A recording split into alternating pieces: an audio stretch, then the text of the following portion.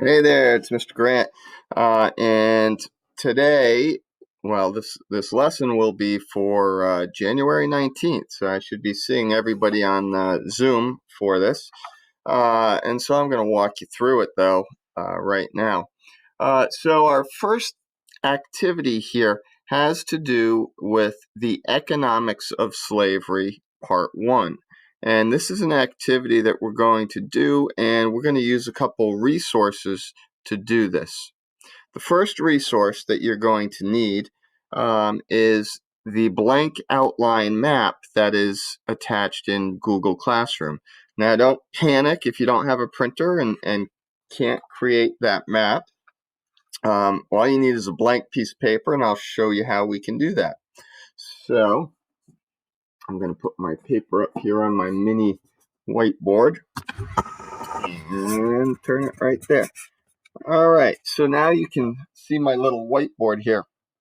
A very simple way to create a map of the United States, at least the Atlantic coast, is to start all the way up in Maine and follow down the Atlantic coast to Florida and then over.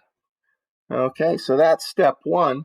Now we got to put the 13 colonies in there. So I'm going to start right about here with Maine. And there you go. There's your 13 colonies. Now we need to divide this into our three regions that we learned about. We've got our New England region right there, and I'm going to label that New England. And we've got our middle colonies, and I will label that. And then we have our southern colonies. Now, all this area out here in the Atlantic Ocean, we're going to use that to put things on our map, so save some space there. Okay, if you recall from some previous classes, we talked about cash crops creating the wealth in the South, and that's exactly what we want to identify and remind you of those crops, which we identified as tobacco, indigo, and rice. And those were all agricultural products requiring lots of labor. New England had smaller farms, so they didn't produce as much. And then the middle colonies did produce many grains, and they were known as the breadbasket colony. So our activity today, the Economics of Slavery Part 1, is intended to illustrate the economic differences between the New England, middle, and southern colonies. So we're going to get to that activity right now, and I'm going to start labeling the map with you. Okay, so the first thing we're going to do here after we've labeled our blank outline maps with the three regions is to go over that New England's climate and soil were not suited to extensive farming. Most New Englanders were subsistence farmers, meaning they raised just enough to feed themselves and their families. Okay, subsistence farming is a key word. In New England, the average wealth of a free white male colonist was 45 British pounds. So across the New England colonies, you're going to draw a little stick figure equals, looks like a cursive L, that's a sign for British pounds, 45. So that's an amount of money, that's a value.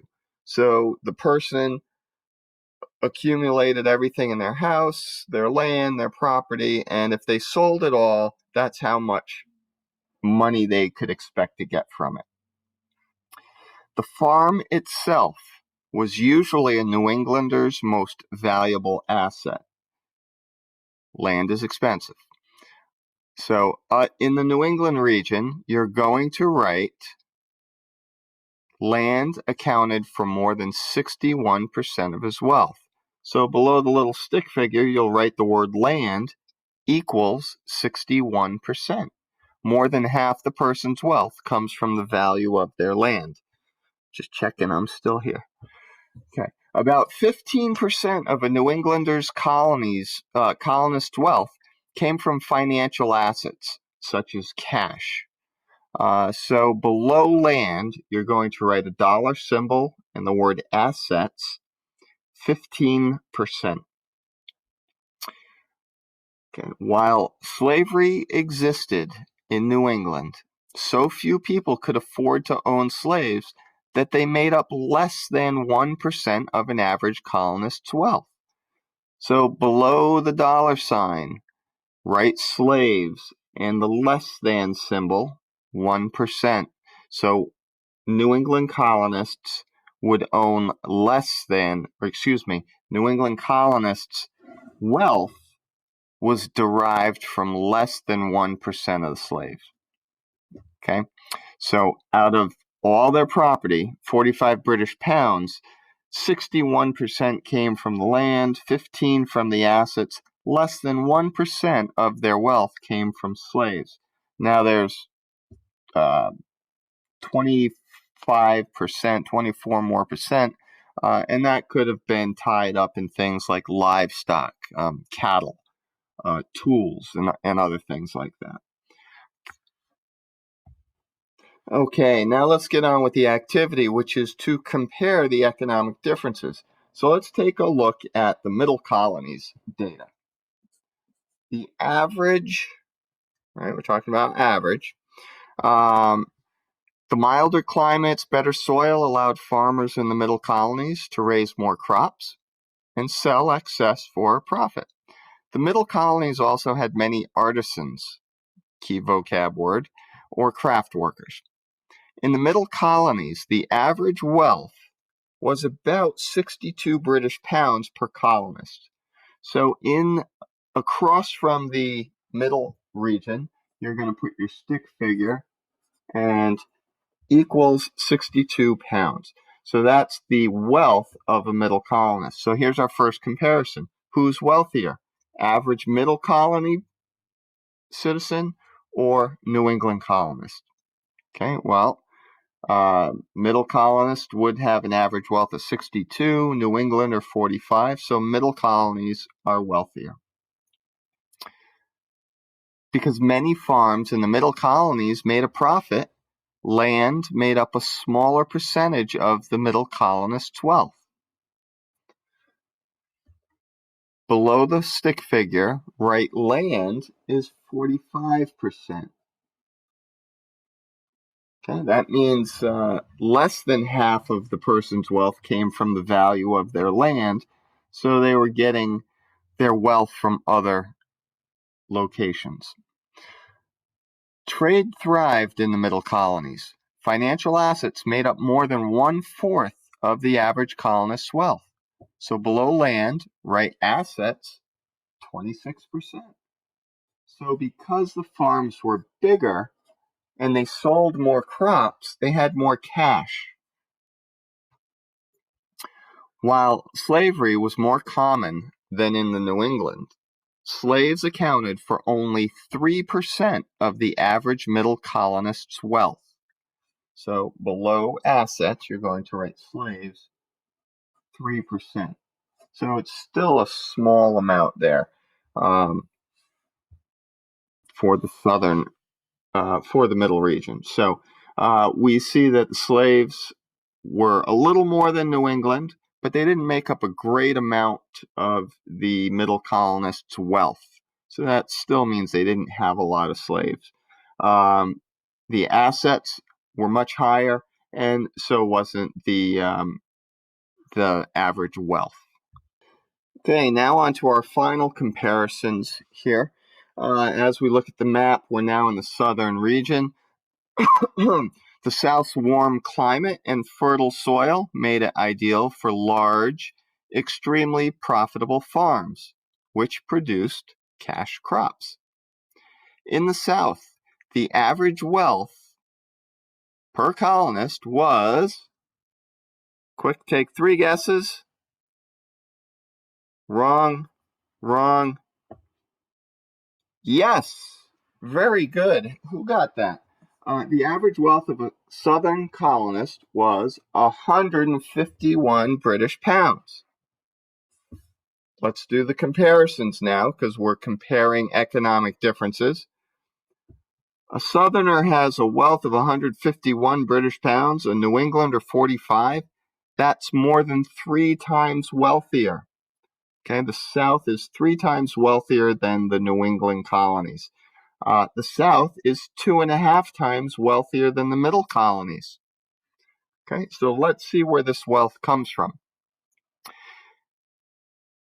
Compared to farms in other regions, most Southern farms were enormous, yet the land accounted.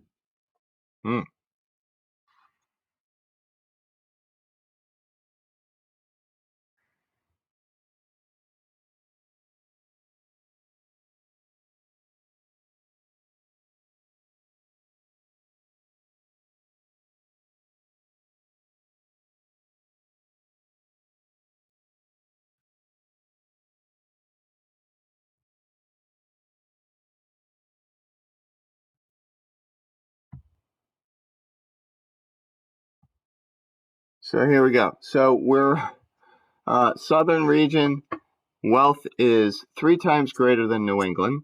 And if we look at the size of the farms compared to farms in other regions, most Southern farms were enormous. Land accounted for only 37% of the Southern colonists' wealth. So we'll write that in. Okay, all of these statistics will be able to help you with your final activity on our study of slavery. So you want to have these down somewhere. Southern farms needed hundreds. I'm going to skip that. Most Southern wealth consisted of land. Their assets were less than you would think. Financial assets made up only a small portion of a Southerner's wealth.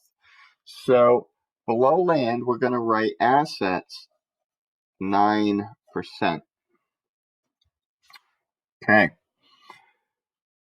So that means cash, stocks, makes up only 9% of a Southerner's wealth. Southern farms needed hundreds of workers. These workers accounted for 38% of Southern colonists' wealth. Below land and assets, write 38%.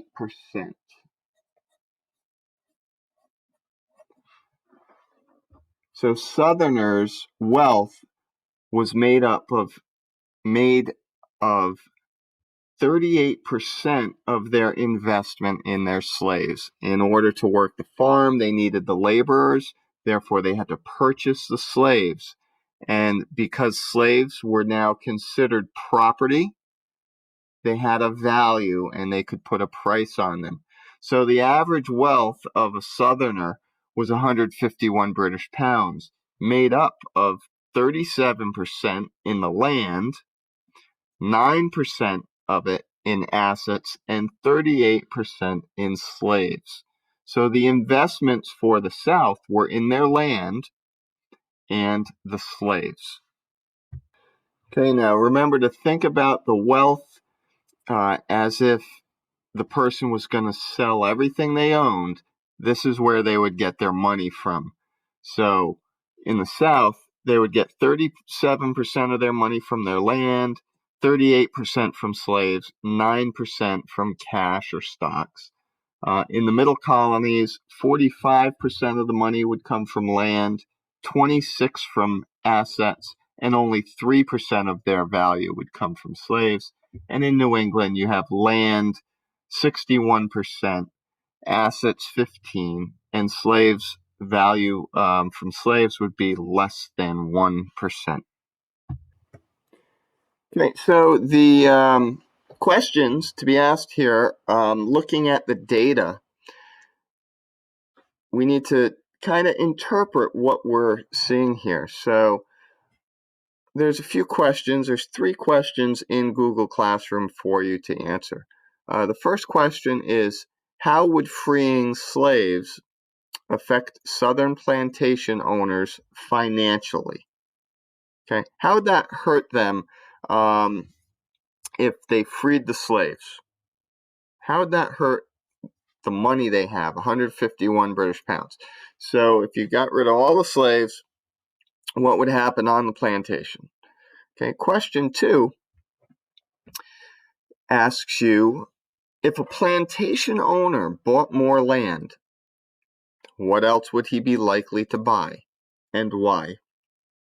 And then the third question, which is always tough, why is the average colonist is in quotation marks, why is the average colonist a free white male? So that asks that question with all these statistics that we just recorded. It refers to free white male. Why is it that the average colonist is considered a free white male?